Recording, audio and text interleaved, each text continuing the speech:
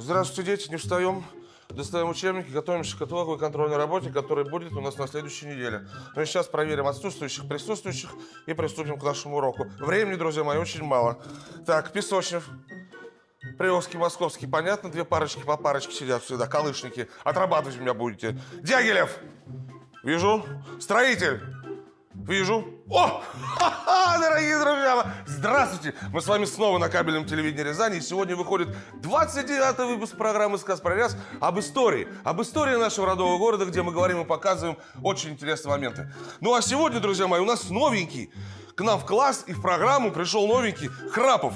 А вот кто он? Хорош ли он, плох, хорошо учился, лентяй или трудолюбивый, об этом я совсем ничего не знаю, так же, как и вы. Поэтому, друзья, пока я пойду на педагогический совет, как сказал, мы будем знакомиться с Храповым, а вы к итоговой контрольной работе. Игорь Николаевич, здравствуйте. Доброго здоровья. Рад новой встрече с вами. И сегодня, я думаю, будет один из интереснейших выпусков в нашей программе. А у нас неинтересных нет, у нас все интересно. Хотелось бы поговорить о Храпово. Очень многие о нем спрашивали, об этом районе, об этой части города. Не зря мы находимся рядом с прекрасным храмом древним. 17 века, да. В какие годы на картах города стала появляться часть города как Храпово? И почему такое необычное название Храпово? Откуда оно возникло? Вошел в городскую черту уже в 20 веке, а рождением своим обязан, наверное, лет 300 с лишним точно, то есть 16-17 века. Место уж больно хорошее. Высокая гора, так называемая, да? Мы на ней. Известно еще со времен Средневековья. Правда, эту высокую гору убили, забили. Окружная железная дорога и окружная южная, так называемая, да? Автомобильная. Автомобильная южный объезд или обход и железка, который также вот нависает над этим местом. А так мы были бы на самой высокой точке нашего города. Вот как раз слышим проход Железнодорожного состава. грузового огромного, да, состава. Это грузовая окружная. Пассажирские поезда по ней не ходят. Только грузовые товары. Игорь Николаевич, а примерно откуда зародилось само название Храпово? Как оно появилось? По фамилии владельцев, одного из первых. Это аналог Шереметьевой песочни, Дашковой, Черезовой. Вот Храпово из таких именных владельческих сел, которые появляются здесь в 16-17 веке. Получается, от фамилии. Фамилия Храпов известна по документам, древним документам Рязанского края. Да, она есть, она присутствует. Так что тут сомнений никаких. Есть, правда, народное объяснение. По храпу там местных жителей храпели уж больно. И что только не придумали. По храпу животным, храпели здесь животные, бродили по лесам. Дело в том, что здесь уникальный дубовый роща на этой высокой горе. О географическом месторасположении и о границах Храпова. Да, давайте еще и зацепим с вами Божаткова. Да, то есть вот как вот ну, давайте какие границы дал Храпова? С железки, только не с этой окружной, а с той полноценной, идущей на Ряжск. Да? Ряжская. Воронеж-Астрахань, направление Рязань-2, станция. За ней уже то начинаются... Есть до свалки городской, получается. Получается, да. Кстати, один из минусов в том, что, да, здесь городская свалка. Но Роза ветров не позволяет ей так вот вредить. Там скорее южная промзона больше вреда наносит, чем свалка. Тем более ее постоянно заливают, рекультивируют, пытаются притушить. И вообще стоит вопрос о ее ликвидации, о рекультивации. Здорово. Это, ну, даст еще один большой плюс и дачникам, и жителям сел, деревень. То есть, получается, южная граница – это железнодорожное полотно. Рязань-Ряжск, железнодорожное полотно. В ту сторону это южно-окружная автомобильная. Получается, вот мы буквально в 2 шагах, вот звук проходящих фур, да. Это как раз граница этого села. Ну, с кладбищем, конечно, да, с кладбищем, уже за ней. В ту сторону вниз это до дачных кооперативов. Туда вниз прям мы упираемся через речку Бобровку в них. Так, и северный, получается, да, север-юг, станция железнодорожная, кладбище сельское, речка Бобровка. Ну вот, пожалуй, все. Треугольничек такой получается. Ну такой овал, овал. Полуовал. Так, полуовал, да. Да, а Божаткова тогда?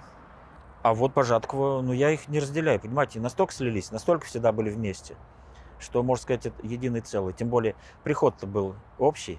То есть людей соединял еще и вера, общие традиции, встречи праздников, прощания с близкими, свадьбы, проводы в армию. Всегда было у них общее, да. Я читал в одной брошюрке литературной, я не знаю, насколько это правда, городская свалка начала появляться, значит, ну, свои первые годы появления, куда стали отвозить мусор, это начало 40-х годов. Я не знаю, что насколько это правда, то есть разрывался котлован, как описали, было найдено 2 вида глин, коричневая и голубая глина, ее в котлован рыли, и вот в этот котлован начинали сбрасывать первые отходы. Я слышал конец 40-х, послевоенных времен, потому что она устраивает, нет прохода вот всего этой гадости, да, которая туда сводит. Глина держит. Глина, вот эта коричневая и голубая глина. Поэтому выбрано было это место. Но еще раз, рост ветров. Напоминаем нашим зрителям, что это преобладающие ветра. Условно говоря, 8 месяцев в году дуют юго-западные ветра. Очень редко северные, южные чуть почаще, южные юго-западные самые частые, северные, северо-восточные, восточные самые редкие в течение года. Вот поэтому свалка так особо не вредит городу. Выбор места был определен, да, направлением ветров, глиной, ну и все-таки близостью относительной, потому что гонять машины за 100 километров очень накладно. Бензин, расход тогда после войны. Конечно, жили бедно, поэтому начало было, ну, еще и с целью экономии, начало положено этой свалки. Чтобы она не совсем уж, да, была там где-то, да, у черта на куличках. Хотя туда бы ее и отправили. Храпово есть дачи и дороги. Храм стоит с дорогой окружной. Железнодорожные пути пересекая, путаются травы под ногой. Я не знаю, сколько веков храм и земли видели ног. Снова тяпкой ботву собирать и с соседом в шахматы играть. Пам-пам-пам-пам-пам-пам-пам-пам. Была ли здесь стоянка древнего человека? Ну, Как вы считаете? такое место обойти не могли. Дело в том, что здесь стоит само храп на речке Бобровки, и совсем рядышком здесь, ну, скажем, не очень далеко, и Плетенка, и Павловка. Наличие 3 рек, значит, это рыбная ловля, лесок, Дубрава. Конечно, древние люди не могли обойти это место стороной. Да, археологи подтверждают. Стоянка раннего железного века, может быть, более ранние слои еще с эпохи неолита, то есть нового каменного века. Здесь следы, по крайней мере, встречаются. Так что обжито оно было как минимум там 1000-2000 лет назад. Именно как обжитое место. Именно как поселение, да, селище.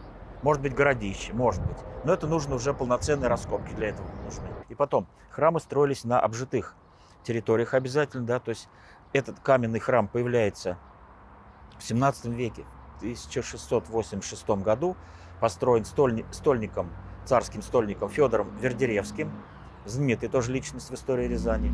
Вот такой подарок жителям этого прекрасного места. Да, надо сказать, что здесь рядом с храпом еще и божатка есть. А божатная изба, ну это мы сейчас сказали бы часть социалки, но это место для презрения убогих, сирых, сирот или, может быть, маленьких детей брошенных. Божатная изба упоминается здесь как раз, да, вот еще в Средневековье. Отсюда и название божатка.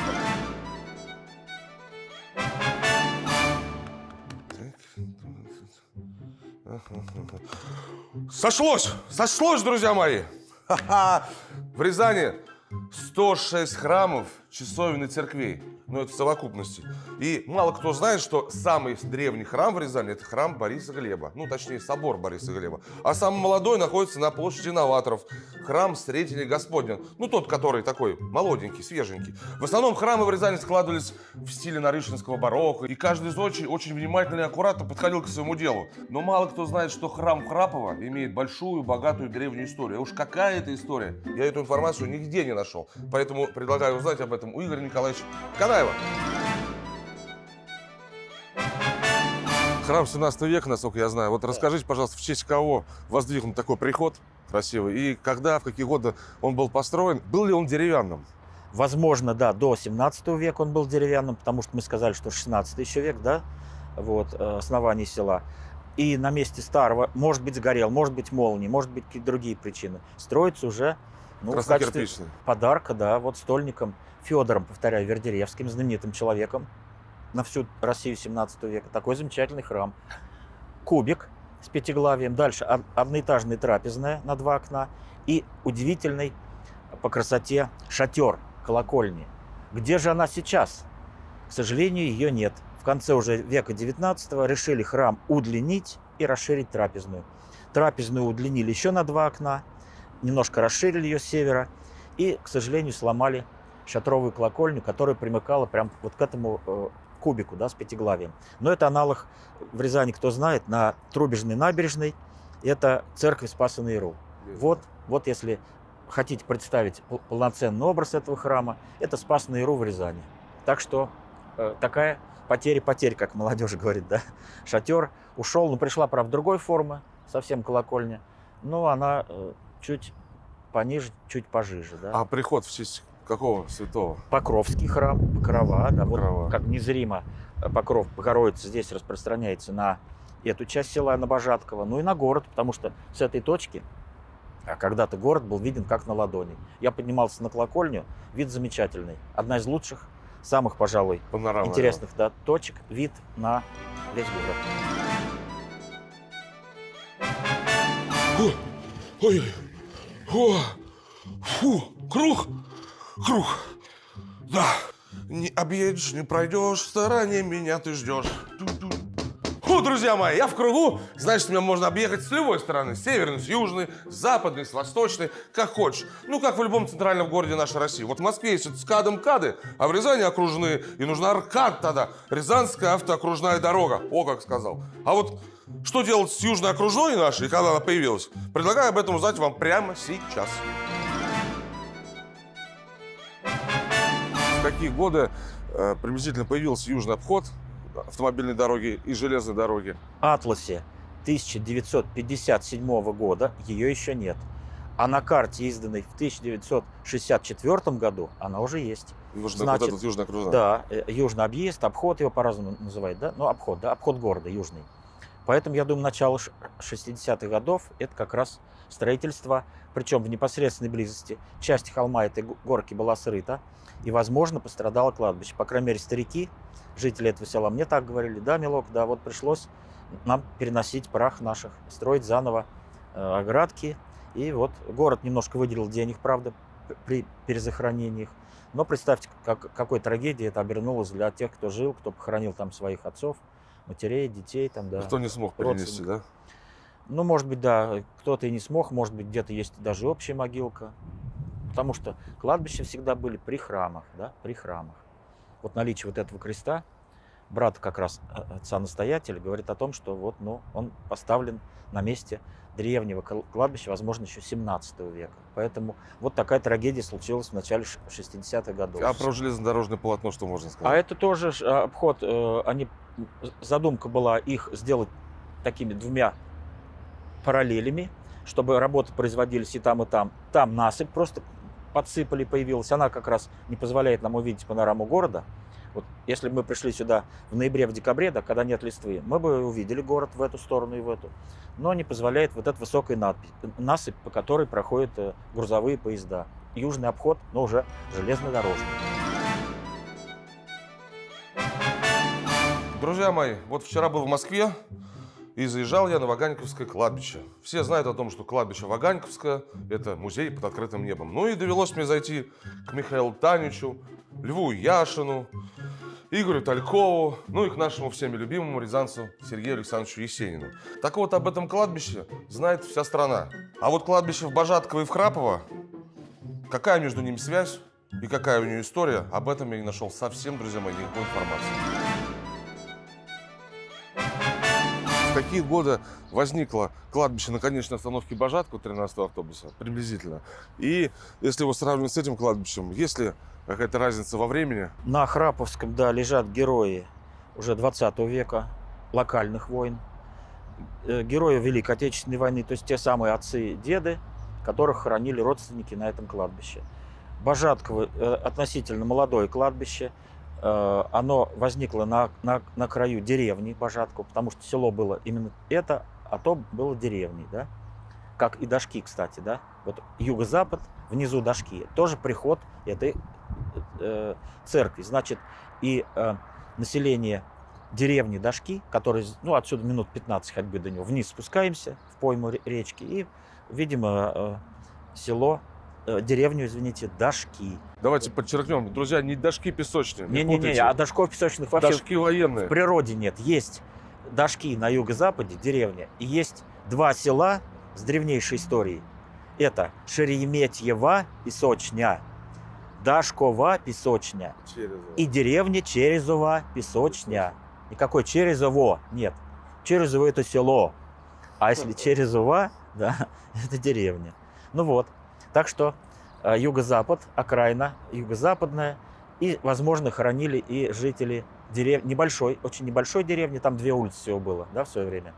Этой деревни хоронили здесь же, на этом кладбище. Ну а современная, уже около Божаткова, продолжает захоронение сегодня. И здесь, кстати, можно захоранивать в могилке своих родственников. Оно закрыто для обычных захоронений, а вот родственники имеют право. И надо еще раз сказать спасибо за то, что оба кладбища благоустроены достойно. В какие годы на эту часть города был пущен общественный транспорт? Кроме 13-го автобуса, насколько я знаю, ничего сюда больше ничего не ходило. Ну, коммерческий еще ходил, Коммерческий, маршрутчик, 57-й. да.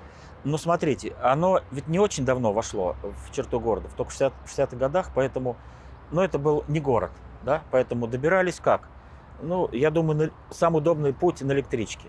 Доходит через Божатково до платформы ближайшей, да, станции, садятся на электричку, и через 10 минут они уже, ну, почти в центре Рязани, Рязань-2, да? То есть очень удобно. То есть многие так делают до сих пор. Он приходит уже сюда в 60-е годы, такой более-менее сносный, с большим интервалом, правда, раз в час. Но сейчас проблема в другом. Сейчас готовится новая южная окружная дорога, которая с Рыбновского района уйдет туда на далеко-далеко, да, то есть новый обход южный. И часть его вроде бы собираются, несмотря на протесты жителей, как раз в районе Божаткова и проводить. Так что я думал, это будет далеко-далеко-далеко, километров в 15, в 20, в 30, да, большой обход, который соединит сразу трассу М5, там далеко за городом, и от Рыбного, ну, где-то в районе там, самого города Рыбного. Вот такое большое полукольцо. А оно, оказывается, ужалось и приблизилось прямо к самому городу. Так что жители Храпова и Божаткова скоро, наверное, ощутят на себе вот такое большое, мощное дорожное строительство. Но посмотрим, если люди будут совсем против и дойдет до верхов самых нашей страны, может быть, трассировка изменится. Но пока вот так. Ой, друзья мои, прям жар парит, жарит. Прекрасно. Как хорошо, друзья мои, иметь дачку вблизи или в черте города, когда никто вокруг не мешает, колеса не гремят, только птички-синички, кошечки-лисички бегают. И прекрасный мангальчик в конце огорода, оборудованное шашлычное место, где можно расслабиться после тяжелого трудового огородного дня и заточить пару-тройку шампуриков вкусного, сочного шашлычка. Ну а если, друзья мои, в этот вечер не только у вас шашлык, но еще и у ваших соседей, после сочного, вкусного, прекрасного вечера и классного, незабываемого ужина на природе, главное, чтобы, знаете, чего не произошло между вами и вашими соседями? Самое главное, чтобы не было битвы на шампурах. А в какие годы здесь стали появляться дачные кооперативы? И примерно какое их количество здесь на территории Храпова, вблизи Храпова? Ой, огромное, Божаткова? огромное. Тут целый город дачный. Опять-таки, речки, да, вот это вот юго-западное, да, направление, доступность, потому что, да, транспортная доступность, потому что многие так на электричке и делали, доезжая до Божаткова, до станции, там, по-моему, 204 километр, не помню, да, и просто вот так проходили, ну, сколько, 15-20 минут там до ближайших участков, чуть подальше эти. Или шли через Торфмаш, через деревню Дашки к своим участкам. Под железнодорожным мостом? Да, под большим железнодорожным мостом, Да. Самый большой железнодорожный мост у нас, кстати, вот там находится, да. Так что я думаю, что здесь, ну, лет 60 уже точно, эти огромные дачные кооперативы. То есть где-то примерно с 60-х годов. Земля хорошая, во-первых, пойменные, да, заливные луга, ну, почти чернозем, да, переход, да, в чернозем. Наличие воды, свежий воздух, близость к городу давали возможность людям здесь отдыхать. Даже уезжали многие. С мая по сентябрь включительно жили здесь, бросая квартиры, потому что здесь, ну, такой самодостаточный, да, этот район. И магазинчики были, можно было дойти, что-то прикупить. И душой отдохнуть, и искупаться, кстати. В 60-е годы я сам здесь купался, и в Бобровке, и в Павловке, Плетенке, да. Ходили купаться с ребятами, друзья здесь жили. Так что место уникальное, да, было. Сейчас немножко, правда, речки чуть погрязнее стали. В Бобровке уже я бы не решился купаться. Ну, а так, сидеть с удочкой, отдохнуть душой, да, покопаться, чем-то там, может быть, маленький огородик. Или наоборот, все засадить травой, стричь ее, ходить босиком каждое утро, да, обливаться водой холодной. Ну вот, такое Мини-бассейн, мангальную зону. занятие, да, не только для рук, да, натруженных, мозолистых, но и, может быть, просто как место отдыха.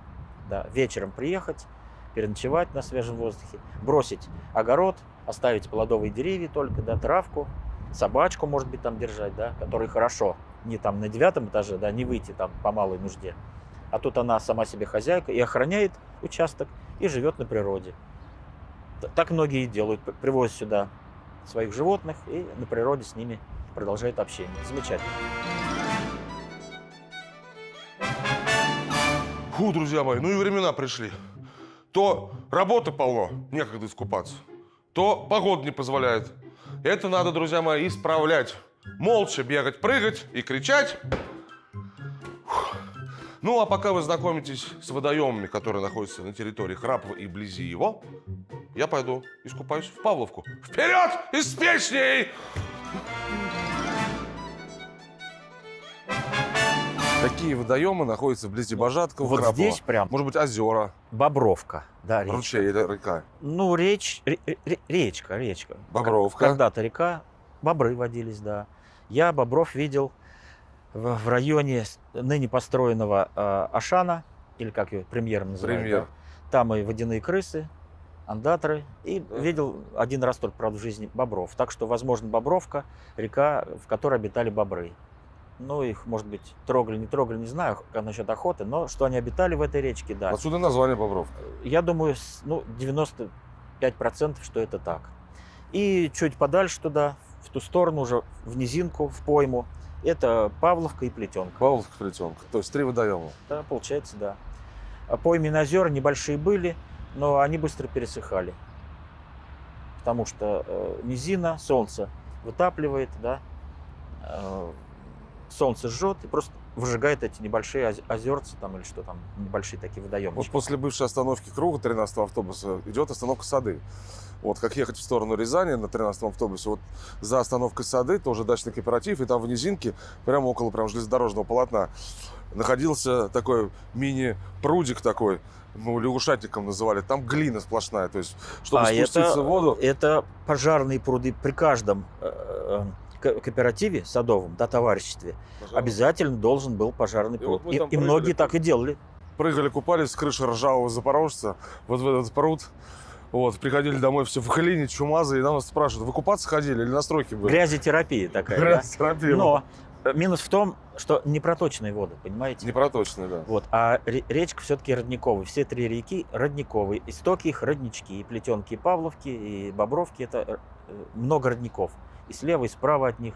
Ну, по крайней мере, в окрестностях от ближайших, в 3 километрах, здесь я знаю 3 родничка, которые живы, я надеюсь, обустроены людьми, потому что вода — это жизнь. Денис, повнимательнее. Последний шанс тебе даю сдать экзамен по свистку. Не сдашь экзамен по свистку, вылетишь отсюда по свистку. Приготовился? И...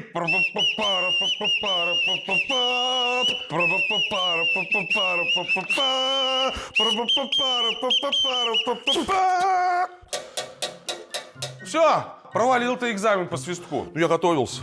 Вот так вот. Вон, иди лучше на окружной, где Храпов в остановке крась в зеленый цвет. В зеленый цвет? Буду зеленый цвет. А я пойду новых учеников себе набирать. Когда примерно и в какие годы вот была первая вот эта вот будка, которая раньше стояла, ДПСная, гаишная? Была деревянная, да. Деревянная. А вот как только дорога была построена по ГОСТам советского времени, обязательно сразу должен был быть пост. Тоже Тем более, 60-е, наверное. но да? она еще и стратегическая дорога. Представляете, это часть, ведь М5 МОЛ, это же дорога на Челябинск. Челябинск. Это одна из ведущих 10 дорог, да, идущих от Москвы в разных север, юг, запад, восток. Вот наша одна из главных, идущих на Южный Урал. Да, она еще на Михайлов уходит. Да, да. Захарова. И Михайлов здесь, Старомихайловская трасса, это важнейшие дороги для страны, даже не для Рязани области, а для страны. Поэтому, 60-е, наверное. поэтому да, поэтому появление пункта ГАИ, давайте, может кто не знает, ГИБДД, да, ГАИ, Госавтоинспекция, было тут сразу же при постройке этой дороги. Игорь Николаевич, спасибо большое, что вы нашли время и ответили на интересующие нас рязанцев вопросы. Давайте мы пригласим, потому что место уникальное, да, и виды, но, конечно, не летом, да, потому что летом сплошной забор, да, такой зеленый, да, такой массив зеленый. А вот в поздний осенний, в зимний, в ранний весенний период здесь открываются удивительные виды. Зайдите в храм, восстановлены все интерьеры, да, замечательно, батюшка молодец, с приходом стараются, молодцы.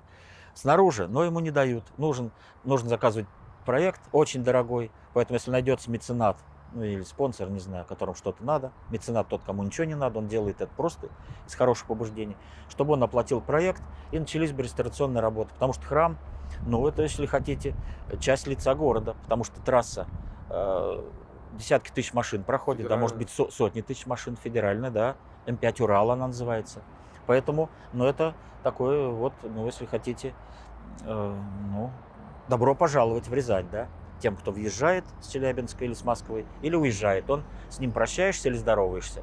Храм такой, ну, храм страж. Если он будет красно-белый, да, ну, или беленький, ладно уж, да, ну, чтобы дешевле, как Спаса на Яру, да, он там с детальками же такими, да, светло-коричневыми, Да. беленький храм с шатровой колокольней, ну, вот будет такой же аналог Спаса на Яру, к которому приходят, вот, ну, все и восхищаются, и иногородние, и гости нашего города рязанцы очень любят Спас на Яру. Вот Спас на Яру номер 2, только Покровский. Спасибо большое, Игорь Николаевич. Спасибо вам. Вынужден сказать, что подошел к своему логическому завершению 29-й выпуск программы «Сказ про Ряз», где мы знакомились с Храповым. Какой Храпова? Сделайте выводы самостоятельно. Но я хочу вам пожелать всего самого доброго. Напишите нам в комментариях все те вопросы, которые вас интересуют. Мы на них обязательно в будущих наших выпусках «Чудо-чемодан» ответим. Ну и пришло время прощаться. Меня зовут Денис Мурушкин. Мы были с вами на кабельном телевидении Рязани.